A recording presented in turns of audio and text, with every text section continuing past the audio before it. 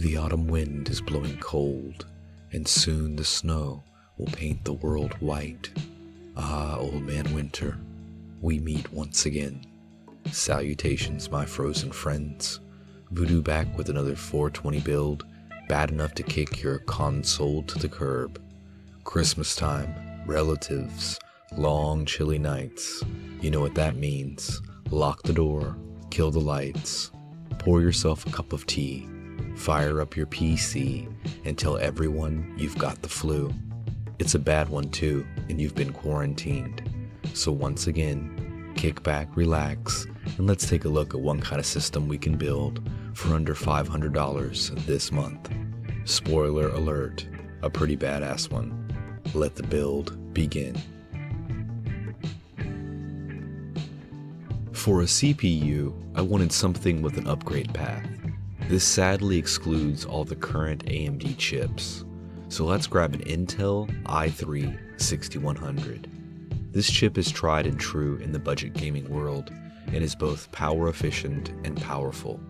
It's built on the Skylake 14nm process with a TDP of only 51 watts.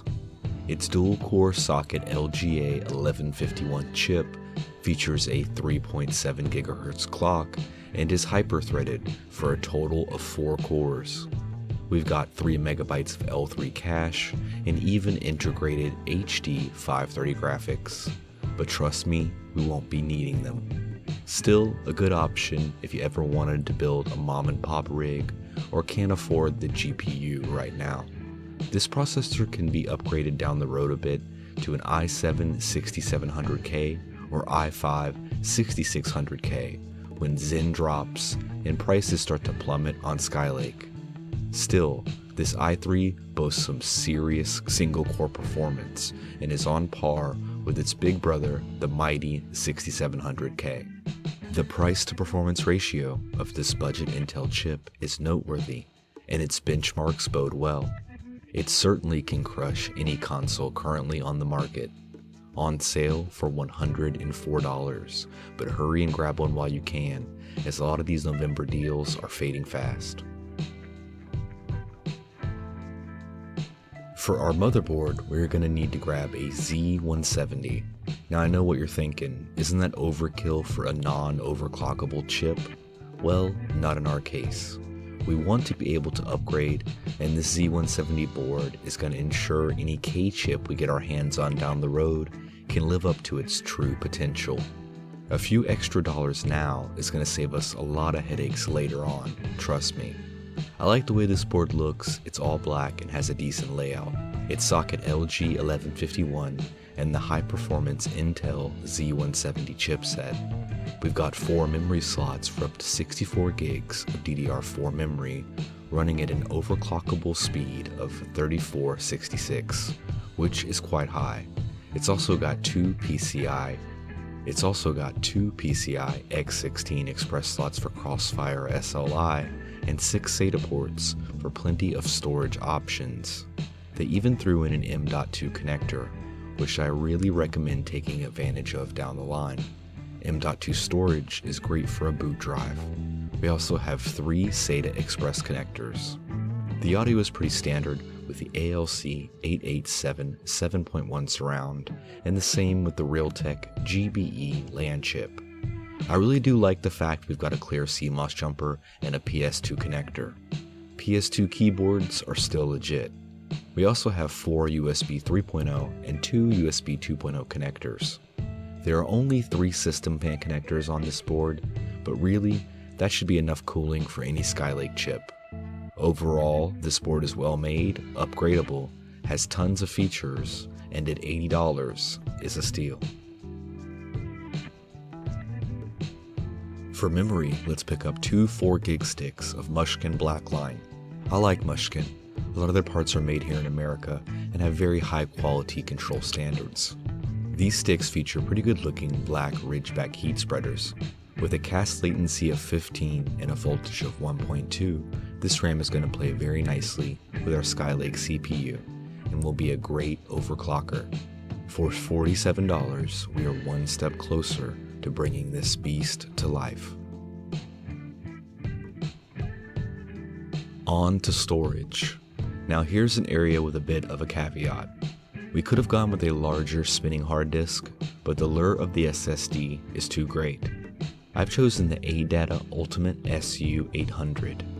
128 gigs is not a lot for a gaming PC, so you're gonna want to upgrade and grab another drive pretty soon. But for a boot drive, you really can't beat this thing. And I wanted to stay in budget and put those extra dollars into our GPU. This drive is fast and gaming ready, featuring an MLC 3D NAND flash controller with up to 560 megabytes per second read and write speeds. It's your standard SATA 3 6GB per second interface and has a pretty nice TLC controller with up to 2 million hours of operation. It also supports Smart, Trim Command, and NCIX. If you can afford it, I'd say grab 2 of these puppies, or maybe a larger drive, and transcend into gaming glory. One, however, will get us up and running and won't break the bank at $39. On to the engine of this 1080p powerhouse. An RX 460, maybe a 1050 Ti.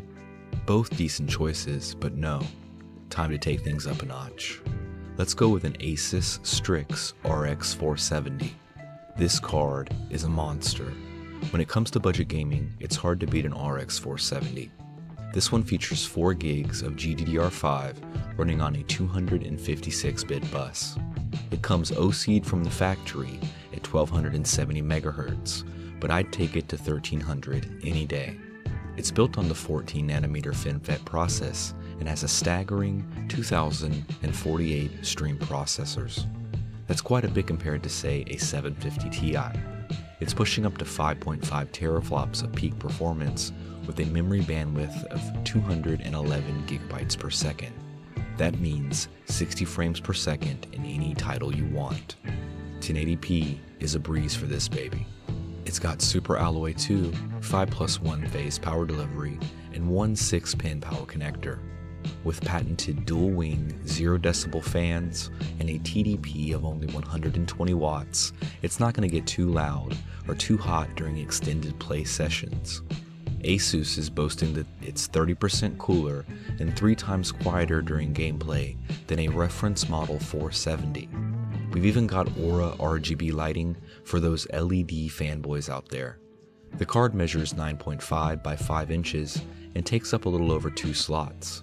Its gaming performance is outstanding, and we can expect high to ultra details on most titles, and even a little 1440p at medium settings in some newer AAA titles. Overall, a great card and a crazy value for $144. You could even go crazy and grab 2 of these for under $300 and have a sick Crossfire setup. For the case, let's check out a new arrival from BitFenix, the Nova. This thing is on sale for the holidays and it's pretty nice.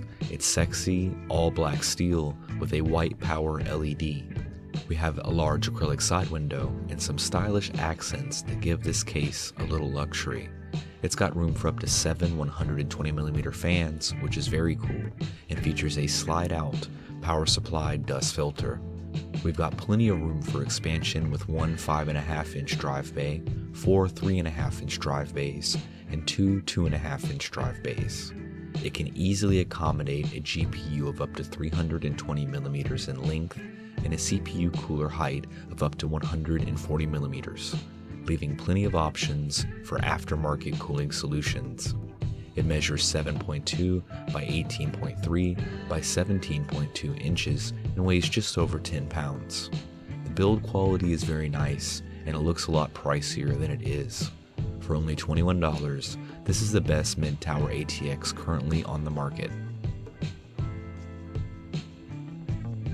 Now, to finish off our new gaming PC, we need some power. No surprise, I've chosen an EVGA 450 watt bronze certified power supply. Our system is pretty low watt, and this or the legendary EVGA 430 watt power supply will do just fine. Both are cheap, reliable, and proven to be great for low power builds. The extra 20 watts we get isn't much, but this power supply is on sale, and if you can get more watts, why not? Our system should draw around 300 under full load, so that puts it right in the sweet spot of efficiency for this unit. It's got a pretty quiet 120mm sleeve bearing fan. At 5 pounds, it's weighty enough to contain quality components. The weight of a power supply is a surprising indication of quality. It's got 40 amps on a single 12-volt rail with 4 SATA connectors and one 8-pin PCIe connector, which is going to be just perfect for our budget build. For only $16, this thing is shockingly affordable. Well, there we go. A pretty respectable and upgradable build. At 1080p ultra settings, we can see here an average of 77 frames per second in Fallout 4 and 107 frames per second in Doom. Those numbers are nothing to sneeze at. This rig may even be capable of a little 1440p action. We've also got a very impressive Firestrike score of over 9,000. It's over 9,000!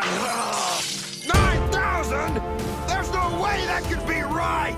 It can't!